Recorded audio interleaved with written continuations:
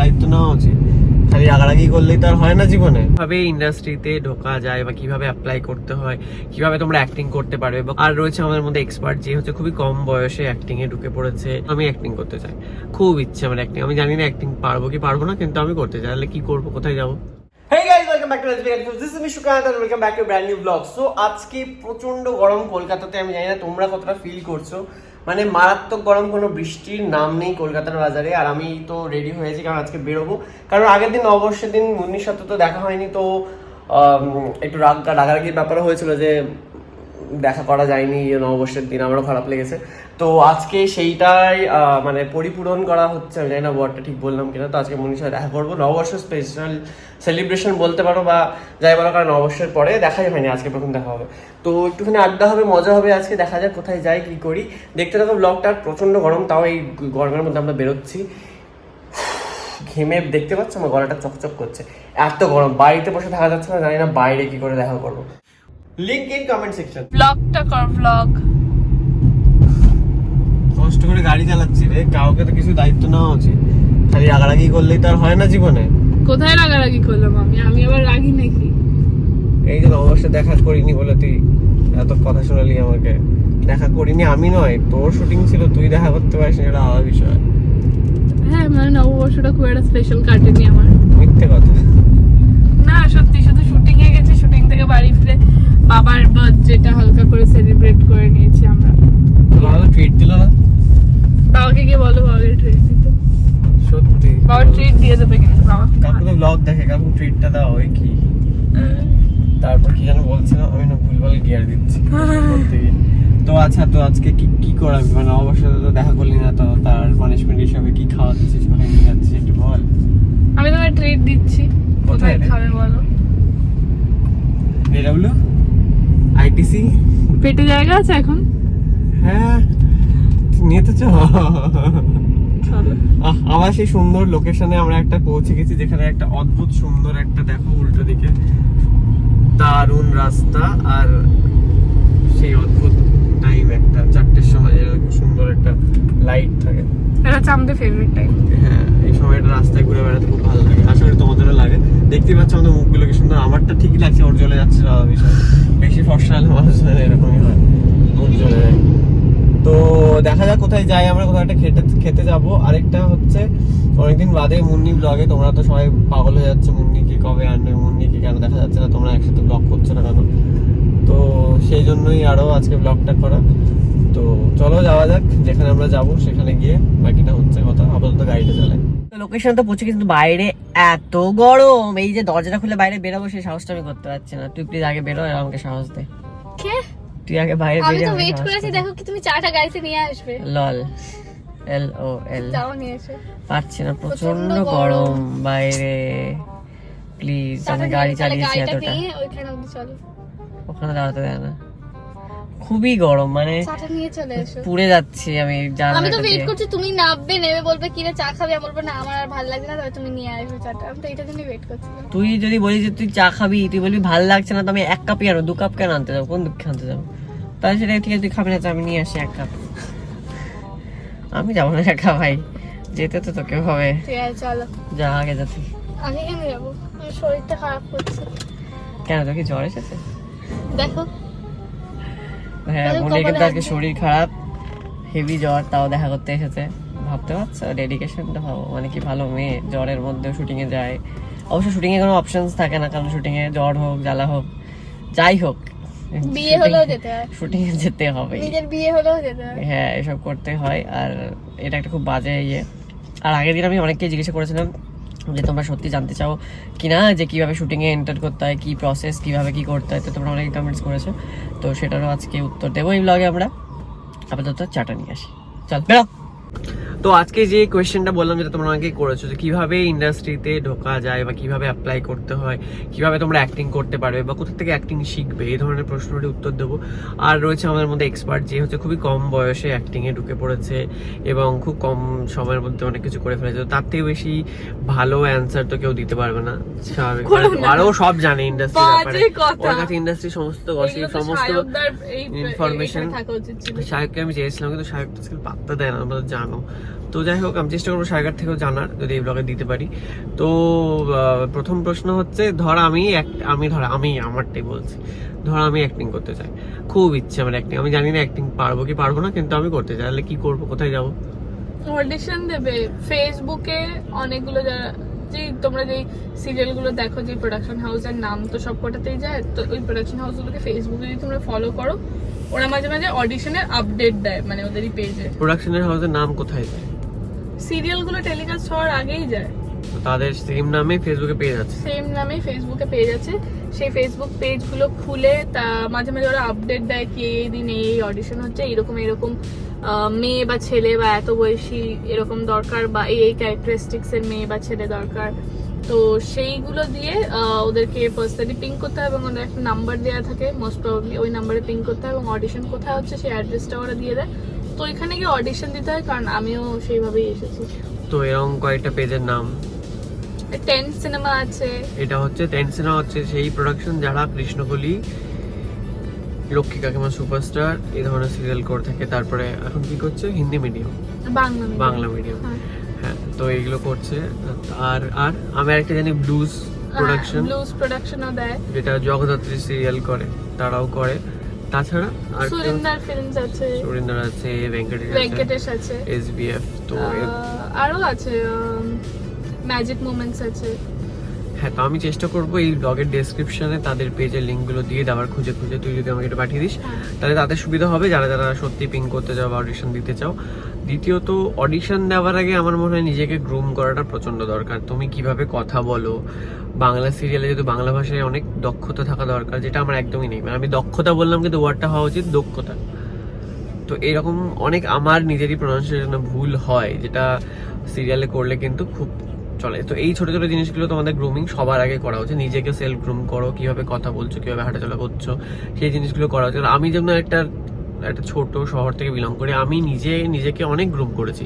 আমি নিজেও জানি যে আগে আমি কথাই বলতে পারতাম না, লিটারালি কথাই। এখন আমি ব্লগার, এত বকবক করি, ছোটবেলায় আমি কথাই বলতে পারতাম না ঠিক করে, মানে খুবই শাই ছিলাম, বা কথাবার্তাতে একটা মালদার টান ছিল, সেটা এখনো আছে, সেটা আমি কোনোদিনই ছাড়তে চাই না, যে মালদার টান ছিল। আমি কলকাতার ফুচকাকে আমি ফুচকো বলবো, এটা আমি কোনোদিন বলবো না।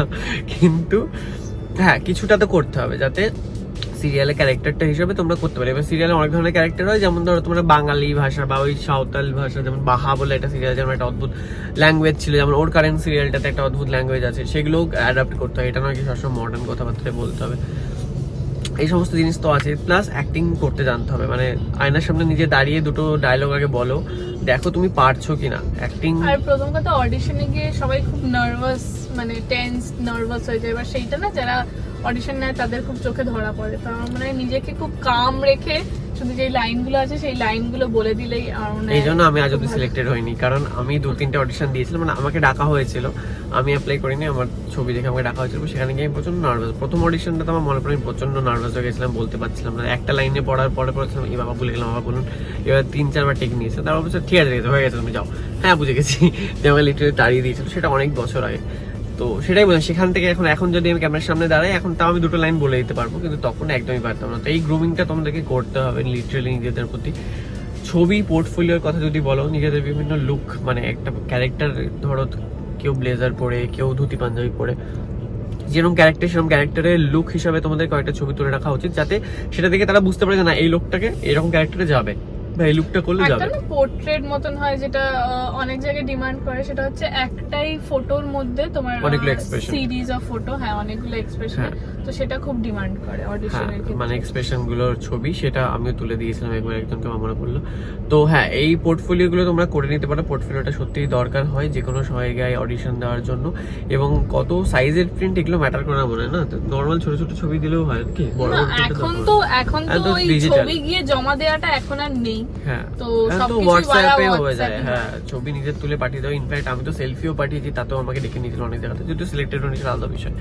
তো তোমরা অনেকেই বলো আমি সিরিয়াল কেন করি না, আমি 2-3টে অডিশন দিয়েছিলাম, তো সেটা আশা করি আমার জন্য ছিল না, আমার হয়নি। আর আমাকে ডাকা হয়েছিল, মানে আমি নিজেও জানি আমাকে ডাকা হয়েছিল, বাট হয়নি, কারণ আমি হয়তো অত ভালো অ্যাক্টিং করতে পারি না। তাছাড়া আমার মনে হচ্ছে যে আমি যে জবটা করি সেটা ছেড়ে অ্যাক্টিং করাটা ইজ ভেরি রিস্কি। মানে তোমরা যারা ভাবছো যে অ্যাক্টিং করবো, ফেম চলে আসবে, সব আসবে, কিন্তু একটা সিরিয়ালের পরে যদি পরের সিরিয়ালটা না চলে, বা আরেকটা কাজ যদি না পাও, তখন যে ডিপ্রেশনটা আসে সেটা কিন্তু হ্যান্ডেল করতে জানতে হবে।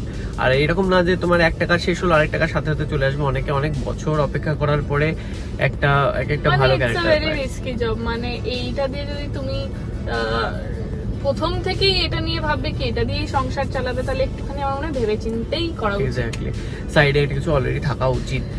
হ্যাঁ, তুমি এস্টাবলিশ হয়ে গেলে তারপরে ভাবলে এটা দিয়ে সংসার চালাবো, দ্যাট ইজ ডিফারেন্ট। কিন্তু অ্যাজ আ বিগিনার আমার মনে হয় অবশ্যই একটা সাইড জব থাকা উচিত। খুব প্র্যাকটিক্যালি কথাগুলো বলছি। যেমন এখন আমার মনে হয় যে, যেমন একজন এক্সাম্পল দিই, যে অনেকদিন বাদে আবার সিরিয়াল করছে এবং লিড করছে, সেটা হচ্ছে জবা যে মেয়েটা পল্লবী, তাই তো? পল্লবী নাম তো। তো সে যেমন যখন সিরিয়ালটা করতো জবা, ওই সিরিয়ালটার নাম কি ছিল?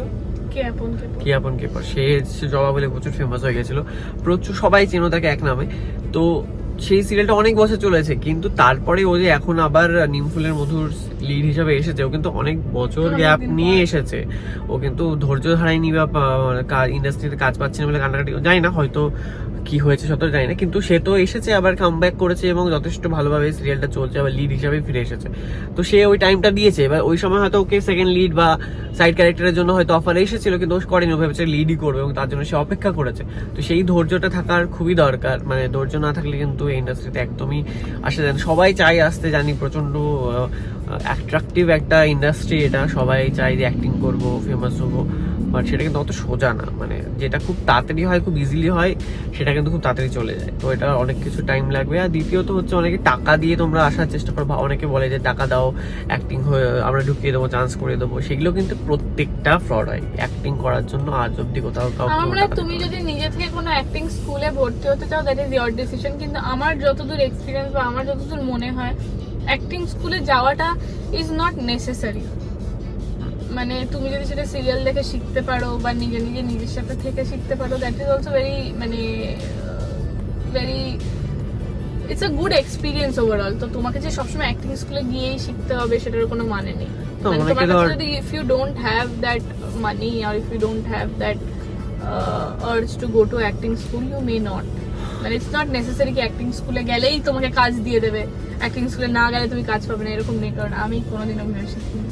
তাছাড়া অনেকে টেকনিক্যালিটিস গুলো বুঝতে পারে না, মানে টেকনিক্যাল কিভাবে লাইট নিতে হয়, কিভাবে কি করতে হয়, সেটা আমি এগুলো আমি টার্মগুলো জানি, আমি কারণ এদের সাথে থেকে আমি শুনেছি বা আমি যেগুলো শুট করি তখন আমি এখন বুঝতে শিখেছি। প্রপার অ্যাক্টিং স্কুলে এখন এতগুলো অ্যাক্টিং স্কুলে গেছে না, এবং most of them are fraud only. হ্যাঁ, মানে অনেকে অ্যাক্টিং স্কুলগুলো বলে যে আমাদের এখানে ভর্তি হয়, এই বড় বড় অ্যাক্টরস আসে, এসে ক্লাস করে এবং আমরা তোমাদেরকে চান্স করে দেবো। সেটাও কিন্তু একদমই হয় না, কারণ চান্স কেউ কারো করে দিতে পারে না। তুমি যখন অডিশন দিতে যাবে, পারফরমেন্সটা তোমাকেই করতে হবে। হতে পারে তারা একটা পুশ করলো, কিন্তু তুমি যদি সেখানে গিয়ে অডিশনটা ভালো করে নাই দিতে পারো, অ্যাক্টিংটা নাই করতে পারো, তাহলে তো তোমাকে নেবে না।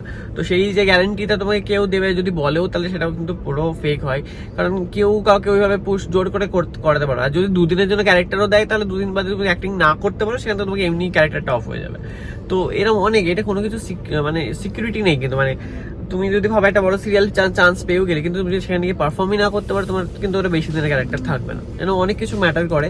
তো তাই তোমরা অনেকেই বলো যে অ্যাক্টিং করো, ইচ্ছা থাকা ভালো, যারা পারো নিজেরা শিওর হও কি তোমরা অ্যাকচুয়ালি এটা করতে চাও কেন, কারণ এটার পিছনে কিন্তু অনেক টাইম লাগবে এবং it is not that easy. মানে আমাদের সবারই বলছি, সোশ্যাল মিডিয়াতে প্রচুর কমেন্ট আসে, ও বাবা পর্দা খুলেই তো নাচা গানা করে, কি আর করে সারাদিন, এরা তো এই করে সেই করে। It is not that easy. তাছাড়া অনেক কিছু হয়। যেমন এখন একটা সিরিয়াল চলছে, যেটা হচ্ছে পঞ্চমী মনে হয়, সেই সিরিয়ালটা কিন্তু প্রচুর ট্রোল হচ্ছে। সেটারও শিকার হতে হবে। সেখানে যে মেয়েটি সুস্মিতা, সে কিন্তু যে ক্যারেক্টারটা করছে সেটা কিন্তু তাকে দিয়ে করানো হচ্ছে। ওর কোনো সেই থাকতে পারে না সেটা দেখি। মানে ও যদি আজকে বলে কি এই স্ক্রিপ্টে লেখা এটা আমি করবো না, সেটা কোনোদিনই হতে পারে না। কারণ আমরা একটা সিরিয়াল করার আগে একটা কন্ট্রাক্ট, একটা এগ্রিমেন্ট, একটা সিট থ্রু, টেবিল ডাউন সবকিছুর মধ্যে দিয়ে যাই, যেখানে আমরা জানি কি আমাদের এই করতে হবে, এই না করতে হবে। তো আমি যদি কি আজকে বলি কি না আমি এই স্ক্রিপ্টের এই ডায়লগটা বলবো না কারণ আমি ট্রোল হব, সেটা কোনোদিন সম্ভব হয় না। যা করাবে তাই করতে হবে। নাচতে বলে নাচতে হবে, গাইতে বলে গাইতে হবে, যা বলাবে তাই করতে হবে। তো এই জিনিসগুলো যাতে করতে পারো সেটাই, এবং অনেক সময় সেগুলো ব্যাকফায়ারও করে, যেমন ট্রোল হয়, সেখানেও একটা মানুষের মানসিক একটা ব্যাপার থাকে যে সে কে কিভাবে ট্রোলটা নিতে পারছে। তো এরকম অনেক কিছু থাকে, অনেক কিছুই আপস অ্যান্ড ডাউনস আছে, অনেক কিছুই প্রোজ অ্যান্ড কনস আছে। তো সেসব ভেবেই তোমরা অ্যাক্টিং এর ব্যাপারটা ভাবো। আর যারা একদমই কনফিডেন্ট যে হ্যাঁ ভাবো যে হ্যাঁ পারবোই, আমি এর জন্য এসেছি, সেটা অবভিয়াসলি সবার ভেতর থেকে আসে, সেটা তুমি জানো। যারা যেই জিনিসটা জানো তারা অবশ্যই এটা নিয়ে এগো, অবশ্যই হবে। যার মধ্যে ট্যালেন্ট আছে, প্রতিভা আছে, অবশ্যই তোমরা পাবে। আর যেখানে অডিশন দিতে হবে সেগুলোর লিঙ্ক তো দিয়ে দেবো। আর যাদের কাছে পোর্টফোলিও নেই, একটু একটু মোটামুটি আর ওয়ান মোর থিং, এইটা মানে being skinny, being fat, being fair, কোনো বিং কিছু matter ডার্ক করে না। Doesn't matter. এটা একটা খারাপ মিথ যেটা সবাই বলে কি এইটা ম্যাটার করে, ফর্সা হতে হবে, রোগা হতে হবে। আমি বলে দিচ্ছি এরকম কোনো ব্যাপার নেই। হ্যাঁ, কারণ এই যে থিনয়নি যে সিরিয়ালটার যে লিড, আর অনেক ও তো এক্সাম্পল আছে ব্ল্যাক, তো আমাদের, ওরও তো ট্যান্ড, তো ওর কিন্তু কত ভালো অ্যাক্টিং করে, ও কত ভালো জেস্টার্স, কত ইট ইজ সুন্দর। Just the talent that matter, হ্যাঁ কিছু না। এক্স্যাক্টলি, সেটা যদি পারো তোমার চান্স নিজেই আসবে এবং তোমাকে কেউ আটকাতে পারবে না। তো আজকে প্রচুর জ্ঞান দিয়ে ফেললাম, যাই হোক। তো এটা মনে হলো যে আমার সত্যি মনে হলো যে একটা দায়িত্ব, যে এটা অনেকেই তো মিসগাইডেড হচ্ছে, অনেকেই ফ্রডের স্ক্যামের শিকার হচ্ছে, বা আজকাল এইসবও হচ্ছে যে মানুষের ফেক প্রোফাইল খুলে সেখান থেকে মানুষজনকে পিং করা হচ্ছে, যেমন ওর একটা হয়েছিল। ইনফ্যাক্ট আমি অনেকেরই শুনেছি যে শায়কেরও হয়েছে, যেরকম ফেক প্রোফাইল খুলে বলছে যে অ্যাক্টিং এ চান্স করে দেবো, আমাদেরকে এত টাকা দাও। শায়কের প্রোফাইল খুলে এটা হয়েছে এবং টাকাও নেওয়া হয়েছে, এরকম অনেক শুনেছিলাম। তো এইগুলো ফাঁদে কিন্তু একদম পা দেবে না, টাকা কোথাওই যাওয়া হয় না, টাকাটা দেওয়ার একদমই তুমি দরকার কাজ নেই। করবে, তুমি টাকা পাবে। এক্স্যাক্টলি, টাকা দেওয়ার দরকার পড়বে না। তো যাই হোক, এবার আমরা শপিং করতে, চলো ওখানে গিয়ে দেখা। তো গাইজ, আশা করি তোমাদের সকল প্রশ্নের উত্তর তোমরা পেয়ে গেছো, যা যা জিজ্ঞাসা করেছো সব কিছু আমরা বলার চেষ্টা করেছি। আর এই ইনফরমেশনটা সত্যি আমার মনে হয় যে পাস করা উচিত ছিল, তাই আমার মনে হলো যে এইটা অ্যাজ সুন অ্যাজ পসিবল তোমাদের জন্য ব্লগটা বানায়। আর তোমরা তো কমেন্ট অনেক করেইছো, তো আশা করি তোমরা যদি এটা ইউজফুল মনে হয় এটা শেয়ার করো, যাদের কাছে এটা ইউজফুল হবে বা যারা একটু গাইডেন্স পাবে তাদের কাছে অবশ্যই ব্লগটা শেয়ার করে দিও। ভালো লাগলে অবশ্যই কমেন্ট করে জানিও। আর অবশ্যই আমি জানি তোমরা লাইক করবে, সাবস্ক্রাইব করবে চ্যানেলটা, তো তাড়াতাড়ি যাও সাবস্ক্রাইব করো, বেল বাটনটা হিট করতে ভুলো না। দেখা হচ্ছে পরের ব্লগে, ততক্ষণ অবধি সবাই খুব ভালো থাকো, সুস্থ থাকো। আর যা গরম পড়েছে প্রচুর জল খাও এবং রেস্ট নাও, বেশি রোদে বেরোবে না।